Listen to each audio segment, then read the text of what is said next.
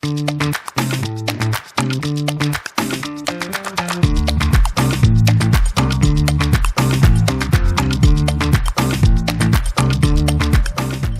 1.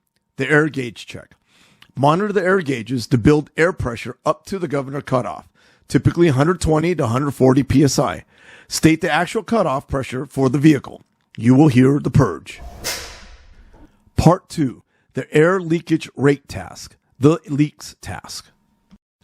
Turn off the engine. Wait about 5 seconds. Turn the key to the on position.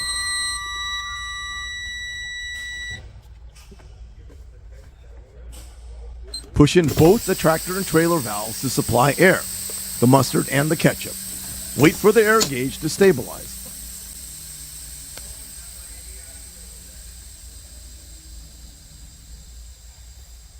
Fully apply the foot brake and hold for 1 minute. We recommend using a stopwatch. The air pressure should not drop more than 4 psi within that minute. If it does, inform the examiner. State the results of the task, and you will say that was a successful air leakage rate task. The air pressure did not drop more than 4 psi within that minute. Part 3. Low air warning devices. The alarms task. Ensure the key is in the on position, but the engine remains off. State that the low air warning devices, lights and or buzzers, what you see and what you hear, activate before air pressure drops below 55 psi. Start fanning the brake. State the results of the exact pressure at which the warning devices activate. For example, at 60, 65, or even 70 psi. Part 4. Emergency brake activation. The buttons task. State that the emergency brake valve should pop out between 45 to 20 psi. Continue fanning the brake pedals to release the air pressure. The emergency brake valve should pop out between 45 to 20 psi.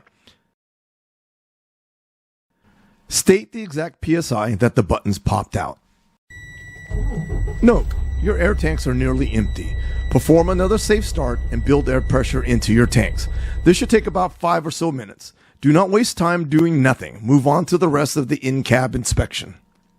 Start from the top of the cab and work your way down systematically. Windshields and mirrors. The windshield should be clean, free of obstructions, cracks, or flaws. Point to the top and to the bottom of the windshield and then left to the right of the windshield. Mirrors must be clean, properly adjusted, and securely mounted. Point to the driver's side mirror assembly and then to the passenger side mirror assembly. Wipers and washers. Check that the wiper arms and blades are properly secured and undamaged. Demonstrate the wipers operate smoothly and the washer fluid flows properly. Light indicators. Verify the ABS and DEF indicator lights on the dash and trailer come on and then turn off as expected. Ensure all other dashboard indicators function correctly. Horns.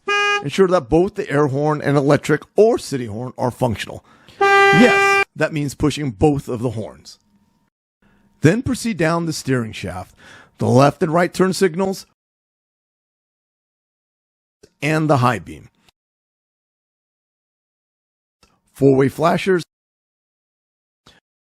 Move to the center right to the heater and defroster.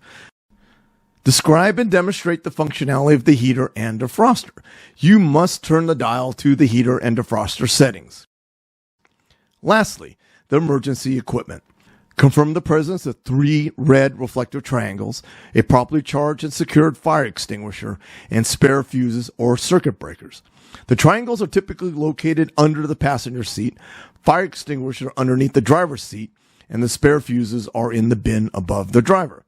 By the time you've reached this point, your tank should be at governor cutoff or very close to the purge.